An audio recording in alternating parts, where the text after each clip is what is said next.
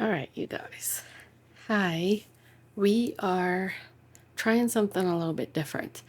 I've been noticing I have a little bit of an issue remembering some books, especially the ones that are not very memorable, in my opinion. So we're going to try this month, instead of me recording a whole video of all the books I've read in July, I'm gonna every 2 or 3 books record a little clip of those books so that I don't lose track of my books, because I tend to do that. This is Summer Romance. This is the first book I finished this month. It was brought to me by my library, and I didn't request this, but they did a good job at picking this because I really enjoyed this one. Basically, it's about a lady named Allie. She has 3 children. Her husband left her. Her mom died.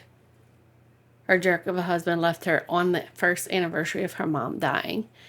And she's basically trying to pick herself back up, put herself back together. And the more that she's going through this journey of finding herself again, the more she's realizing how much she changed and let her husband change her, or she just tried to be who she thought he would want her to be. So it's really a good story, finding yourself again, and she may or may not have found another love who was like very much encouraging her in finding herself again and not trying to make her who he wanted her to be. So that was really sweet. I definitely recommend Summer Romance. The next one we finished was The Great Divorce with C.S. Lewis. There's not a whole lot I can tell you about this one. Honestly, I struggled through probably 2/3 of this book. It's so, I don't know, it's C.S. Lewis. It's just different. I did, towards the end, start understanding what was going on. If I'm understanding right, anyway. It seems like he's basically just, telling you nothing of this world, nothing that's not of this world. Like, nothing is more important than your relationship with God and being in heaven. Like, your children, your husband, your family, nothing is as important as having a relationship with God. Nothing is as important as getting to Him as your end goal. So that's what I think that The Great Divorce is about. The last one I have to talk about right now is Delirium. Delirium. I don't know why it's like looking like that. Anyway, my daughter picked this one out because it was a great first sentence. And I was a little iffy about it because I didn't really know anything about this book at all, but it turned out really great.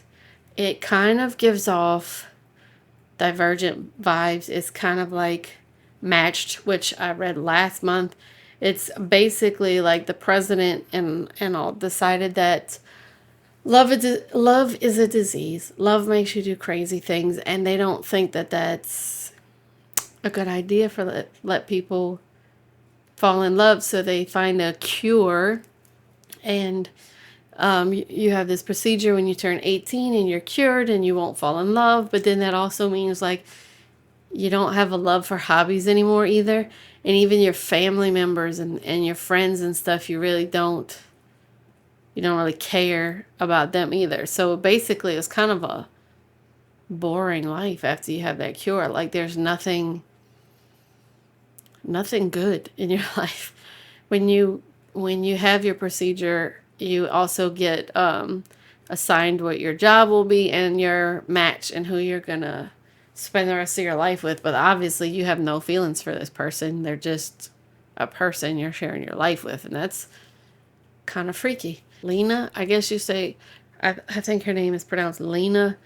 Lena is about to turn 18 and she's counting down the days to her procedure. And in the beginning, she really is thinking like the procedure, the cure is the best thing. Like, she trusts her government and all that stuff. And she can't wait to be safe. When she gets the cure, she's going to be safe. And then she, her friend starts telling her things, bringing her to illegal parties and things and discovering life. And then she meets a guy and he's not cured either. And he's from outside of where they live, the wilds or something. He's from the wilds and he snuck in. And so he's like influencing her kind of too. And she realizes that getting this cure is going to make her life worse, not better. So she's trying to figure out a way to not get the cure. And it kind of sort of leaves on like this dramatic thing happening. So I definitely think I'll be picking up the second one at some point. So I have 3 more that I would like to talk about in the second part. First one is The Prince and the Apocalypse. This was absolutely adorable. I thought it was very unique. I've never seen a book like this before. It was YA. Anyway, she just graduated high school. She went on her senior trip to England. She had 10 days and it was planned to the T. She is a planner. And when she got there, she got sick. Her whole trip was different than she expected it to be. And she, at the end of it, she just wanted to get on a plane and go home. She wanted to be done. And she ended up meeting, accidentally, the Prince of England and helping him escape from paparazzi and stuff. And he was thanking her for helping him escape. And she's like, look, if you need anything in the next 8 days, let me know. I'll hook you up. Just let me know, if you need something. And so he goes off. And then she's thinking, why 8 days? That's a weird way to say it. Why 8 days? Well, when she gets to the airport later that day to fly home, everything is chaotic. The flights are being canceled because pilots are not showing up, and everybody is in absolute chaos. And come to find out, it's because there's a 14-foot wide comet or asteroid or whatever it is that is about to hit the earth and kill everyone. So they only have 8 days left to live, hence why he's hitting the next 8 days. She decides to find him or call him and say, hey, I do need a favor. I need you to let me use your private jet or whatever, being he's the prince, and help me get back home to my family. He's like, well, the only way I can do that is if you help me get to our vacation house so I can live out the rest of my days, not being a prince, not being in the spotlight, just having time to be me, to be myself. I just want to be alone for the next 8 days. So they go off on this adventure to get to his vacation home and the private jet. And it was an adorable adventure. I mean, it's kind of one of those things where things just keep going wrong, but in a cute and fun way, and they made light of everything. I thought it was great. And the way they left it off was kind of like a cliffhanger. And I was like, wait, do they have a second one? And I finished reading this on July 9th. So I looked it up to see if they had a new one, like a second one. They do. And it came out on July 9th. So that's going to be something I'm going to be having either get the library to buy or get me to buy, because this was great and I loved it and I can't wait to see what happens next. The next book we have, which is technically book 5 for this month, is Since the Day We Danced. I've never read a romance written by a man before, and it was unexpectedly really good. It was, I guess you could call it a second chance romance. Like, they had both been married before. The main characters in this book, his wife passed away from cancer. Her husband was just a butt and divorced her. And it was really bad. This one was really cute. Them meeting each other and actually becoming really good friends. And then it progressing into more than just friends. He was trying to figure out how to reconnect with his teenage son because he spent a lot of time just focusing on work and putting his family on the back burner, I guess, and he regretted that, obviously, after his wife had passed. So he was trying to get a new start and reconnect with his teenage son, and that was a really great part of the story too. Like, it wasn't solely focused on the two main characters like relationship, it was also the father and son relationship recovering too. So I thought that was a great addition, that it wasn't just focused on the love relationship. Book number 6 is The Xmas Holiday. I just finished this one the day before yesterday. I sometimes like me a little Christmas in July vibes going on.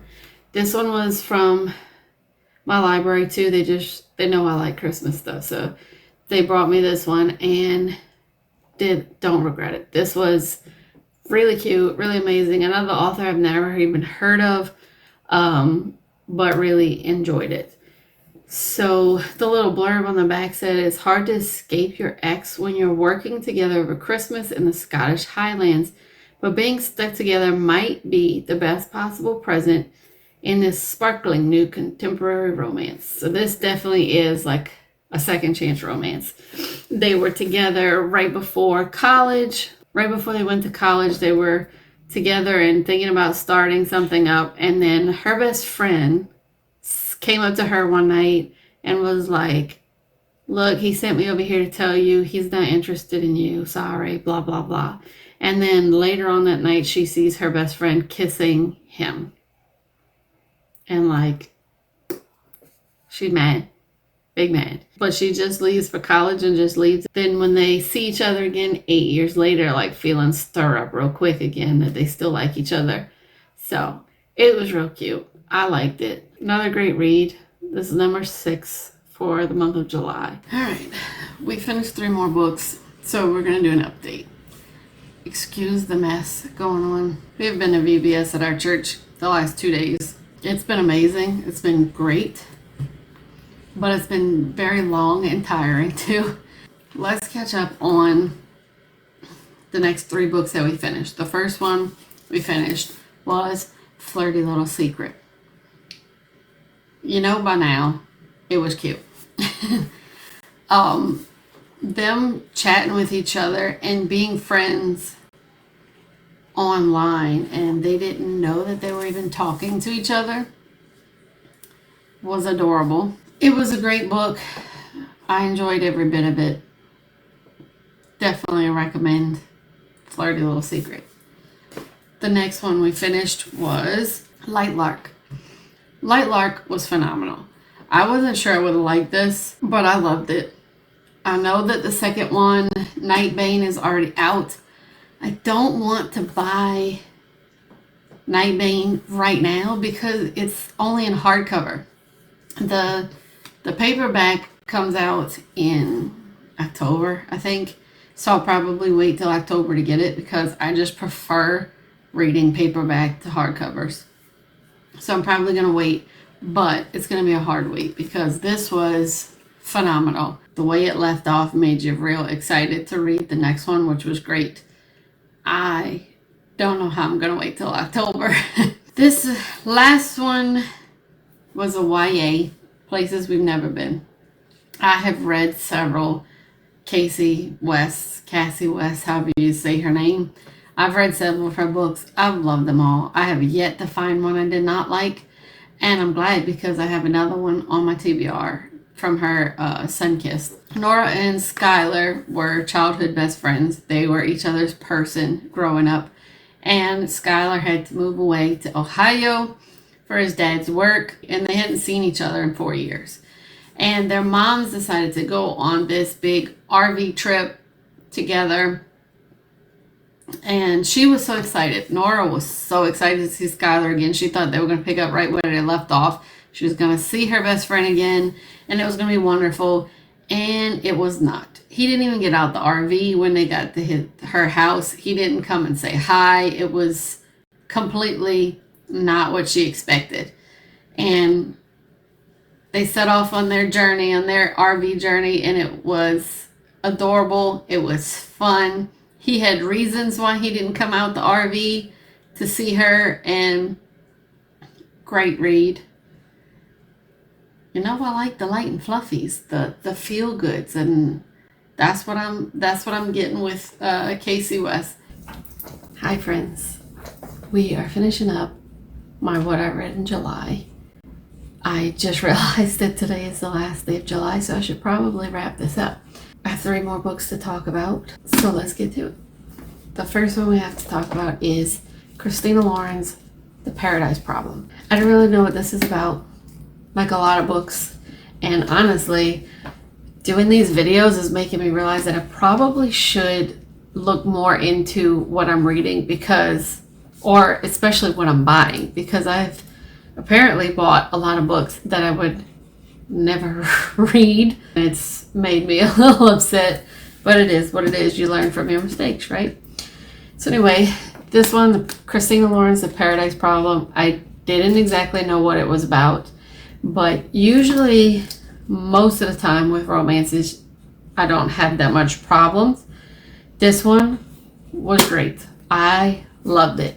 At the end of this month, I really tried to focus on one book at a time, which is very abnormal for me. Normally I'm reading multiple books at a time, and I didn't do that this time.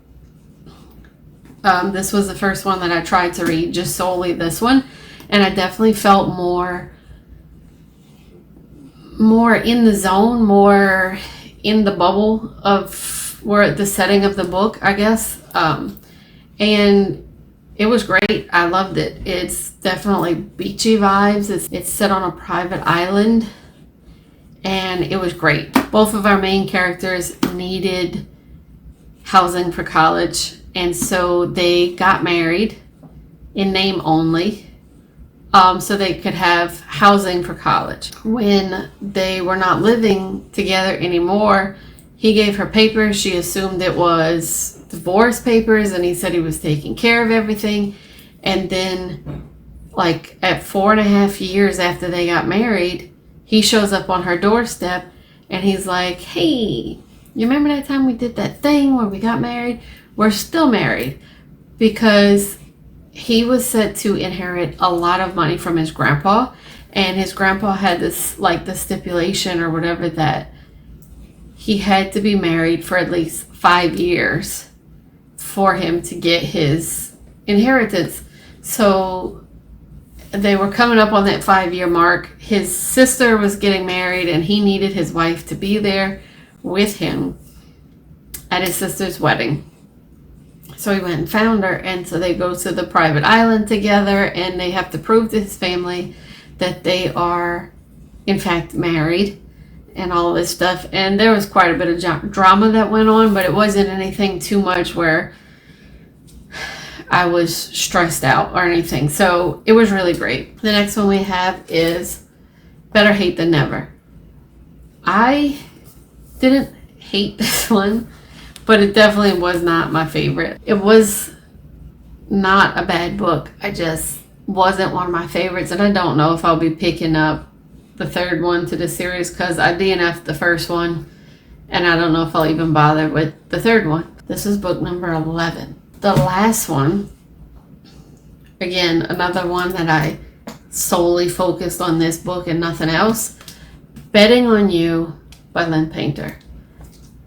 I have read 2 or 3 books by Lynn Painter now and have loved all of them. This one is a YA. So cute. My husband's gonna call me out if he watches this again, because I say so cute about everything, but it is. They really hate each other when they meet each other. They rub each other the wrong way. They get on each other's nerve. They absolutely hate each other when they first meet each other, and then they end up, like, working together and becoming friends, and there's a little fake dating, and oh, it was cute, lovely, sweet, good way to wrap up July. So that is the last book I read this month. I think it was a pretty good reading month. We had 12. I definitely spent a lot more time physically reading than audiobooks recently, and I'm enjoying getting back into having the book in my hand and not just listening to it in my ear. I definitely like recording a couple of books at a time because I feel like it stays fresher in my mind. I'm able to talk about it better than if I just did everything at one time at the end of the month. I think this is how we're going to continue to do it. Anyway, I hope you had a great reading month. Don't forget to hit the like button and subscribe if you're enjoying my videos. Remember that God loves you and I love you and you are important.